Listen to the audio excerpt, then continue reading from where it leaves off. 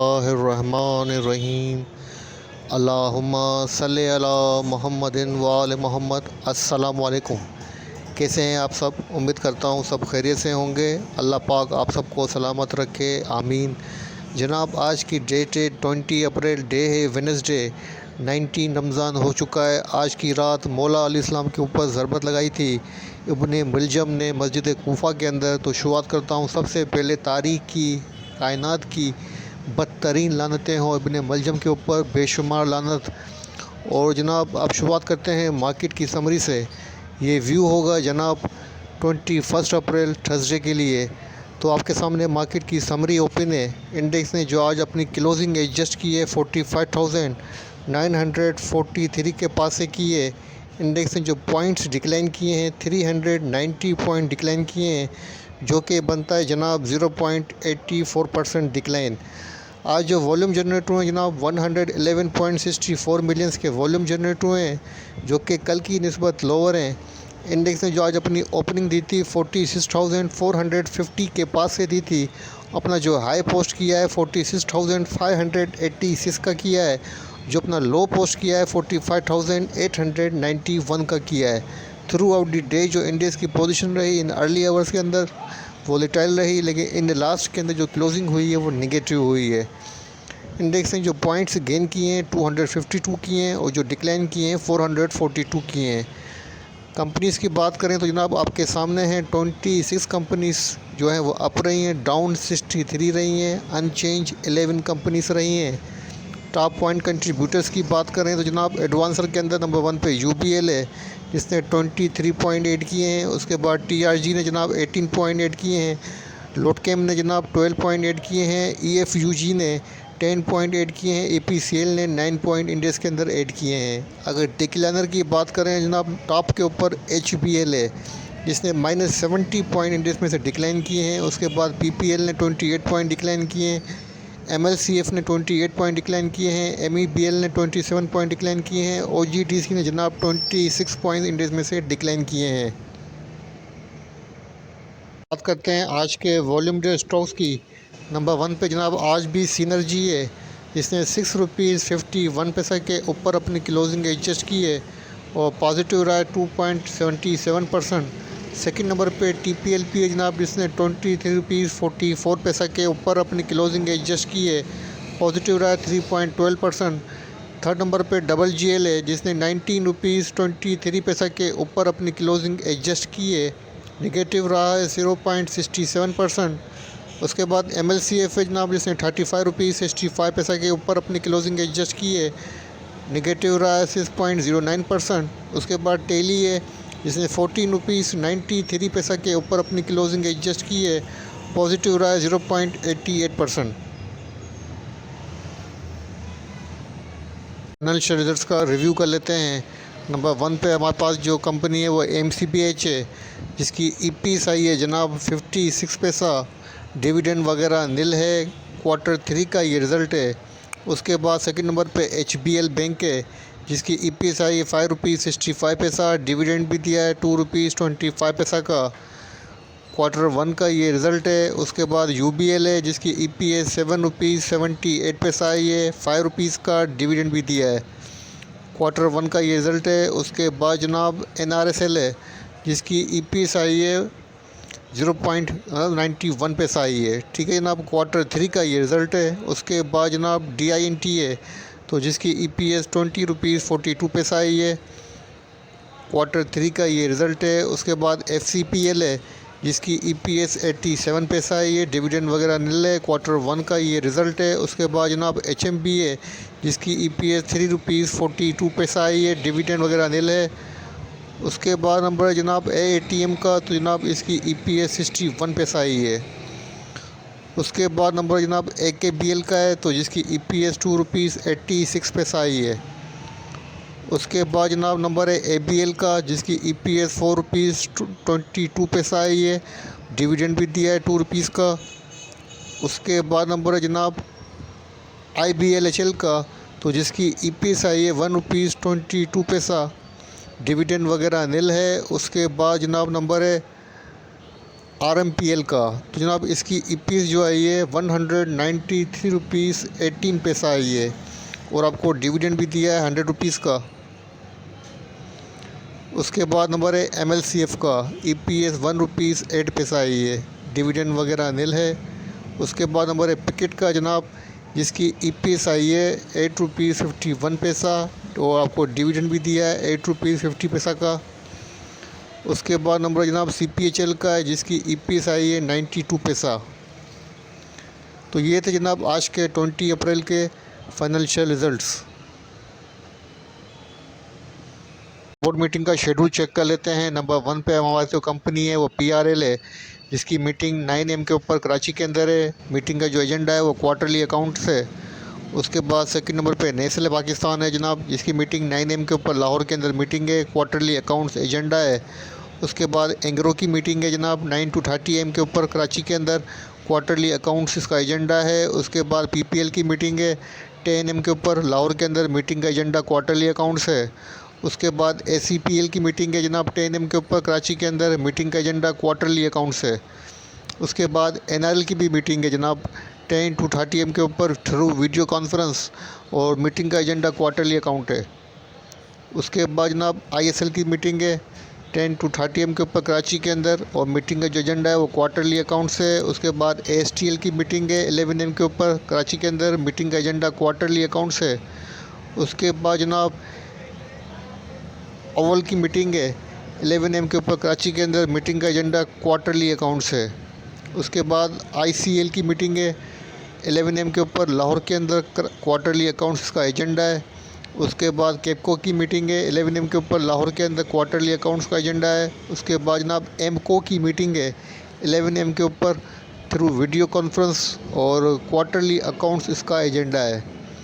उसके बाद जनाब KSBM की मीटिंग है कराची के अंदर और मीटिंग का जो एजेंडा है क्वार्टरली अकाउंट है। उसके बाद APL की मीटिंग है रावलपिंडी के अंदर 11 to 30 AM के ऊपर, क्वार्टरली अकाउंट्स एजेंडा है मीटिंग का। उसके बाद FHM की मीटिंग है जनाब 11 to 30 AM के ऊपर कराची के अंदर, क्वार्टरली अकाउंट एजेंडा है। उसके बाद जनाब पाकमी वालों की मीटिंग है जनाब 12 PM के ऊपर कराची के अंदर और मीटिंग का जो एजेंडा है वो क्वार्टरली अकाउंट्स है। उसके बाद BIPLS की मीटिंग है, BIPL सिक्योरिटीज़ की जनाब 12 PM के ऊपर कराची के अंदर, मीटिंग का एजेंडा क्वार्टरली अकाउंट्स है। उसके बाद जनाब JDMT की मीटिंग है रावलपिंडी के अंदर 12 to 30 PM के ऊपर, मीटिंग का जो एजेंडा है क्वार्टरली अकाउंट्स है। उसके बाद जनाब PMI की मीटिंग है 12 to 30 PM के ऊपर कराची के अंदर, मीटिंग का एजेंडा क्वार्टरली अकाउंट्स है। उसके बाद ATRL की मीटिंग है रावलपिंडी के अंदर 12 to 30 PM के ऊपर, क्वार्टरली अकाउंट्स एजेंडा है। उसके बाद जनाब HMM की मीटिंग है 12 to 30 PM के ऊपर कराची के अंदर, क्वार्टरली अकाउंट्स का एजेंडा है। उसके बाद जनाब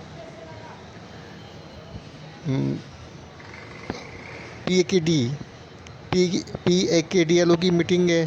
तो जनाब इसकी मीटिंग जो है वो 1 to 30 PM के ऊपर है इस्लामाबाद के अंदर और मीटिंग का एजेंडा क्वार्टरली अकाउंट्स है, ठीक है ना। उसके बाद जो है मीटिंग है गेमन की है, तो जनाब वो मीटिंग जो है 2 PM के ऊपर रावलपिंडी के अंदर मीटिंग है और मीटिंग का जो एजेंडा है जनाब वो शो नहीं हो रहा है। और उसके बाद जनाब PABCLO की मीटिंग है 2 PM के ऊपर और मीटिंग का एजेंडा क्वार्टरली अकाउंट्स है। उसके बाद जनाब मीटिंग है BOP की लाहौर के अंदर 2 PM के ऊपर और मीटिंग का जो एजेंडा है क्वार्टरली अकाउंट है। पाकिस्तान ऑयल लिमिटेड की भी मीटिंग है जनाब रावलपिंडी के अंदर 2 PM के ऊपर, क्वार्टरली अकाउंट एजेंडा है। उसके बाद पैकेट की मीटिंग है 2 PM के ऊपर रावलपिंडी इस्लामाबाद के अंदर, क्वार्टरली अकाउंट्स का एजेंडा है। उसके बाद जनाब IBFL की मीटिंग है 2 to 30 PM के ऊपर लाहौर के अंदर, क्वार्टरली अकाउंट जो है वो एजेंडा है। उसके बाद जनाब GATI की मीटिंग है 2 to 30 PM के ऊपर कराची के अंदर, क्वार्टरली अकाउंट एजेंडा है। उसके बाद ACPL की मीटिंग है through video conference, quarterly account इसका एजेंडा है। उसके बाद केपको की मीटिंग है जनाब 4 to 30 PM के ऊपर लाहौर के अंदर, मीटिंग का जो एजेंडा है वो शो नहीं हो रहा है। उसके बाद जनाब CEPB की मीटिंग है कराची के अंदर 4 to 30 PM के ऊपर और मीटिंग का जो एजेंडा है जनाब वो क्वार्टरली अकाउंट है। उसके बाद SPEL की मीटिंग है 5 PM के ऊपर लाहौर के अंदर क्वार्टरली अकाउंट्स का एजेंडा है। तो जनाब ये था कल की बोर्ड मीटिंग का शेड्यूल, काफ़ी लॉन्ग था। इंडेक्स का डेली चार्ट के ऊपर जो पैटर्न बन रहा है वो आपके सामने है। 3 आउटसाइड डाउन जो है पैटर्न बन रहा है, जो कि नेगेटिव पैटर्न है और बेयर को फेवर कर रहा है। इंडेक्स ने जनाब आज अपनी जो मेजर सपोर्ट थी 46,220 की, इसको भी ब्रेक किया है, उसके नीचे अपनी क्लोजिंग एडजस्ट की है। अब इंडेक्स के पास जनाब जो मेजर सपोर्ट बनेगी वो 45,757 की है, और जो पहले सपोर्ट थी 46,220 की, अब वो हमारे पास बन गई है रेजिस्टेंस। तो जनाब ये मेजर सपोर्ट्स और रेजिस्टेंस हैं। तो इन इंडेक्स की जो पोजीशन है उसको देखते हुए मुझे लग रहा है कि इंडेक्स एटलीस्ट 45,700 से लेके 500 तक की अपनी जो करेक्शन है वो कंप्लीट कर सकता है। मज़ीद हम जो है जनाब फिबोनाची लगा के मैं आपको चेक करवा देता हूँ। अच्छा जनाब, यहाँ पर मैंने फिबोनाची को अप्लाइड कर दिया है। तो यहाँ पर आप देख सकते हैं कि इंडियन इंडेक्स की जो 23% रिट्रेसमेंट थी करंट ट्रेंड की, वो जनाब कंप्लीट हो रही है 45,969 के ऊपर। लेकिन इंडेक्स ने यहाँ पर एंड नहीं किया है और उसके नीचे अपनी क्लोजिंग दी है। इसका मतलब है इंडेक्स अपनी अब सेकंड जो 38% रिट्रेसमेंट है, जो कि बनती है 45,382 की जो सेकंड रिट्रेसमेंट है 38%, उसको टेस्ट कर सकता है। तो मुझे लगता है कि इंडेक्स की जो करेक्शन है वो एटलीस्ट 38% 45,382 के पास मुझे कंप्लीट होती नज़र आ रही है। मुझे लग रहा है कि इंडेक्स भी यहाँ से इंशाल्लाह ताला एक न्यू पॉजिटिव मूव शुरू करेगा।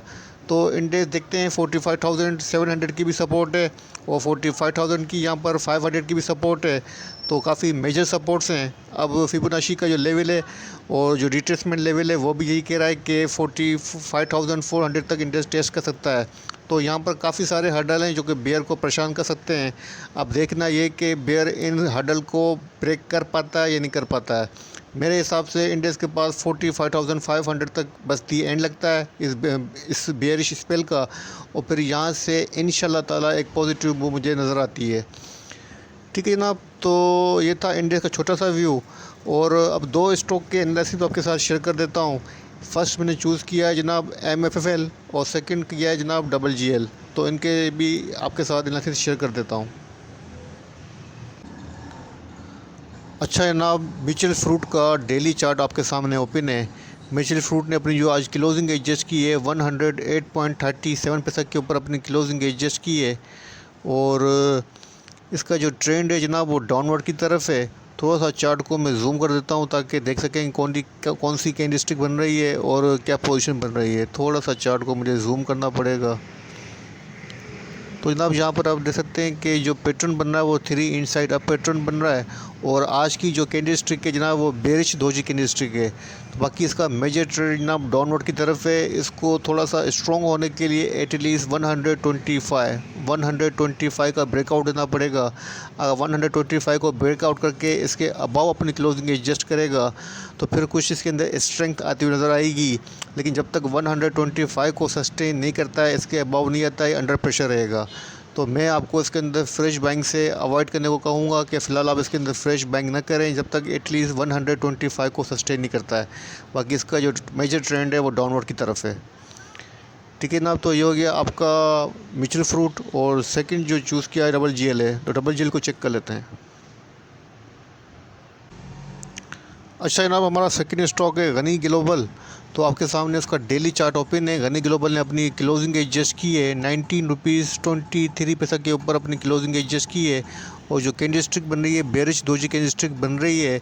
और यहाँ पर आप देख सकते हैं कि नाम इसने आज अपनी इस सपोर्ट को भी ब्रेक किया जो कि 19 के अराउंड थी, और अपना जो नया लो पोस्ट किया इसने आज वो जनाब तकरीबन एटलीस्ट 18 रुपीज़ 40 पैसा के अराउंड अपना लो भी पोस्ट किया है, लेकिन अपनी क्लोजिंग इसके अबाउ दी है।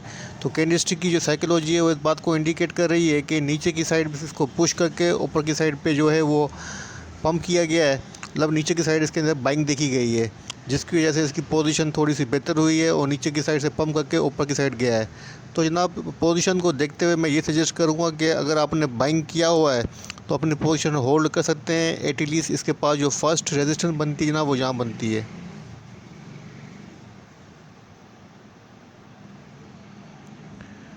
₹19.67 की इसके पास फर्स्ट रेजिस्टेंस बनती है। और उसके बाद अगर सपोर्ट की बात करें तो जनाब सपोर्ट तो फर्स्ट यहाँ बनती है, जहाँ पर इसने अपनी क्लोजिंग दी है ₹19 से लेके ₹19.25 के अराउंड इसके पास सपोर्ट है। लेकिन उसको ब्रेक कर देता है तो इसके बाद जो इसके पास बनेगी सपोर्ट जनाब वो यहाँ बनेगी ₹18.12 की इसके पास सेकंड सपोर्ट बनेगी। और अगर ₹20 को सस्टेन कर देता है तो उसके बाद जो नेक्स्ट बनेगी इसके पास सपोर्ट और रेजिस्टेंस वो यहाँ बनेगी ₹20.72 की। फ़िलहाल जो ट्रेंड है वो नेगेटिव होता हुआ नज़र आ रहा है। इसका मेजर ट्रेंड जो जनाब वो बुलिश है, लेकिन जो शॉर्ट टर्म के ऊपर ट्रेंड है थोड़ा सा नेगेटिव है। और मुझे लगता है कि एटलीस्ट ₹18 तक ये करेक्शन ले सकता है। अगर आप थोड़ी इसके अंदर पोजीशन होल्ड करें, 19 पे बाय करें और सेकंड बाय अपने 18 पे करें तो ये बेहतर होगा। लेकिन अगर आप ऐसा नहीं कर सकते हैं और आप सेफ़ बाइंग करना चाहते हैं तो ₹18 के पास मेरे हिसाब से सेफ़ बाइंग होगी। तो यहाँ पर आप सेफ बाइंग कर सकते हैं ₹18 के अराउंड। लेकिन अगर आप डे ट्रेडर हैं तो करंट प्राइस के ऊपर भी आप इसके अंदर बाइंग कर सकते हैं। आपको 70 to 80% तक का ये गेन दे सकता है। काफ़ी वॉलेटाइल स्टॉक भी है और काफ़ी इसका जो टेम्पो है वो तेज़ भी रहता है, फास्ट भी रहता है। ठीक है जनाब, तो ये था WGL और म्यूचुअल फ्रूट। तो इस इंडेक्स के रिव्यू को और इन दो स्टॉक के वीडियो को यहीं पे एंड करता हूँ। वीडियो बनाते हुए कोई गलती, कोई कोताही हुई हो, कोई बात बुरी लगी हो तो माफ़ी का तलबगार हूँ। अपने प्यारों का बहुत ख्याल रखिएगा, मुझे अपनी दुआओं में याद रखिएगा। अल्लाह हाफ़िज़।